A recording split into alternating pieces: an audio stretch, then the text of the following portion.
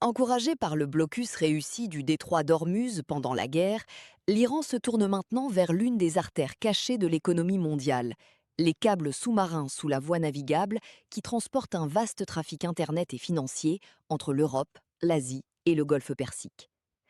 La République islamique souhaite imposer des frais aux plus grandes entreprises technologiques mondiales pour l'utilisation des câbles sous-marins Internet situés sous le détroit d'Ormuz. Et les médias liés à l'État ont vaguement menacé que le trafic pourrait être interrompu si les entreprises ne payent pas.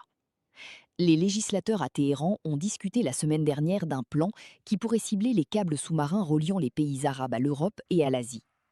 Nous allons imposer des frais sur les câbles Internet, a déclaré le porte-parole militaire iranien Ebrahim Zolfagari la semaine dernière.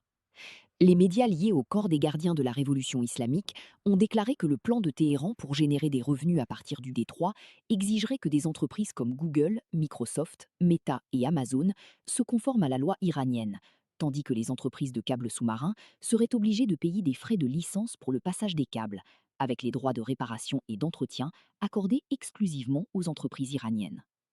Certaines de ces entreprises ont investi dans les câbles traversant le détroit d'Ormuz et le golfe Persique, mais il n'est pas clair si ces câbles passent par les eaux iraniennes. Il est également incertain comment le régime pourrait forcer les géants de la technologie à appliquer les règles, car il leur est interdit de faire des paiements à l'Iran en raison des sanctions strictes des États-Unis. Néanmoins, les médias liés à l'État ont émis des menaces voilées, en avertissant des dommages aux câbles qui pourraient avoir de graves conséquences sur la transmission mondiale des données et la connectivité Internet dans le monde entier. Tout cela survient au milieu des craintes que la guerre puisse reprendre après le retour du président américain Donald Trump de Chine, alors que l'Iran ne cesse ses menaces.